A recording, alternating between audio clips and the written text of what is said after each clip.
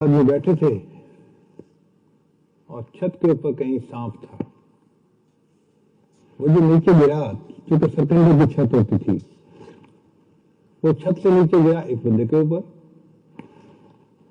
اب جس بندے پر گرا صاف ظاہر ہے اس نے اپنا ہاتھ ہلانا تھا. ہاتھ ہلایا تو وہ دوسرے بندے کے اوپر آ کے گرا. دوسرے بندے نے ہاتھ ہلایا، وہ تیسرے کے اوپر آ کے گرا. تیسرے نے ہاتھ ہلایا تو وہ چوتھے کے اوپر آ کے گرا، اور چوتھے کو اس نے ڈس لیا تو وہ بندہ مر گیا. اب مسئلہ کھڑا ہو گیا کہ جی سانپ نے بندے کو ڈسا ہے تو اس کی دیت کون ادا کرے گا؟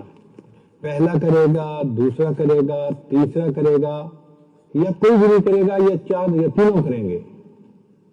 اب سارے فقہا پریشان ہیں، کس کے میں جو ہے نا وہ جرم لگائے.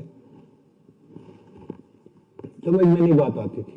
بالآخر فقہا نے فیصلہ کیا کہ اس کا حل امام حنیفہ ہی بتا سکتا ہے. ان کے پاس آئے، حضرت یہ واقعہ پیش آیا، اب آپ بتائیں کہ دیت ادا کون کرے گا؟ امام صاحب مسکرائے، یہ تو بڑا سمپل سا مسئلہ ہے. دیکھو ایک آدمی کے اوپر سانپ گرا، اس بندے نے ہاتھ ہلایا، وہ دوسرے کے اوپر جا کے گرا.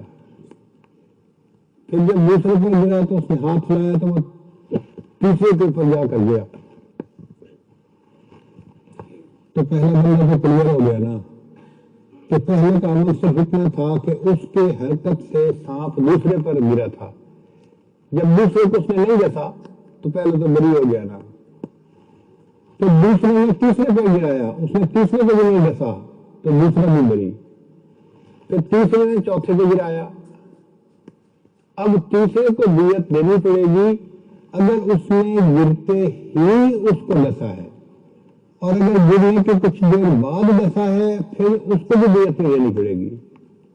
اس کو دیت کے لیے دینی پڑے گی. فرمایا جیسے پہلے نے جان بچائی اس کے اوپر بھی جان بچانی فرض تھی. وہ بھی ہاتھ چلاتا اور سانپ کو کہیں اور پھینک دیتا. تو اگر اس نے سستی کی ہاتھ چلانے میں تو پھر کوئی بھی دیت نہیں دے گا، اور اگر ڈستے ہی اس نے گرتے ہی ڈس لیا ہے تو پھر تیسرے کو دیت دینی پڑے گی، پہلے دو بری ہیں. تو فقہا کہنے لگے ہاں واقعی بات آپ بالکل ٹھیک کہہ رہے ہیں، پھر تیسرے بندے کو اس کی دیت ادا کرنی پڑے گی. تو یہ جو ہے نا بات کی سمجھ تہ تک پہنچ جانا، یہ امام اعظم علیہ السلام کی شان تھی. ہر معاملے میں ہر بندہ بات کو سمجھتا نہیں ہے. چنانچہ ایک خیر مقلد تھا، وہ کہتا تھا جی ایک آدمی ایک عورت جو ہے وہ 2 خاوندوں سے شادی کر سکتی ہے. لوگوں نے کہتے ہیں دماغ خراب ہے. کہتے ہیں حدیث میں آیا ہے. حدیث میں کہاں سے آیا ہے؟ کہتے جی میں نے حدیث میں پڑھا ہے ایک عورت 2 مردوں سے شادی کر سکتی ہے. ان کا کون سی حدیث ہے؟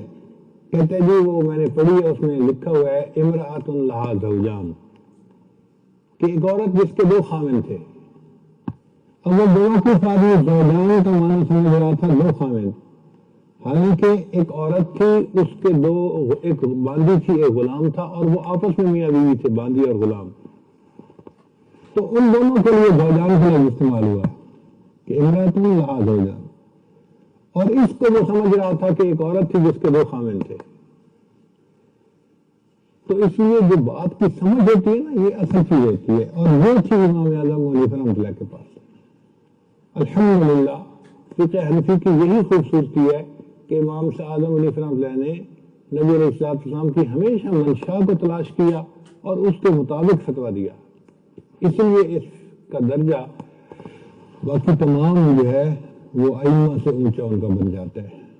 اللہ تعالیٰ ہمیں پوری زندگی فقہ حنفی کے مطابق زندگی گزارنے کی توفیق عطا فرمائے. وآخر دعوانا الحمدللہ رب العالمین.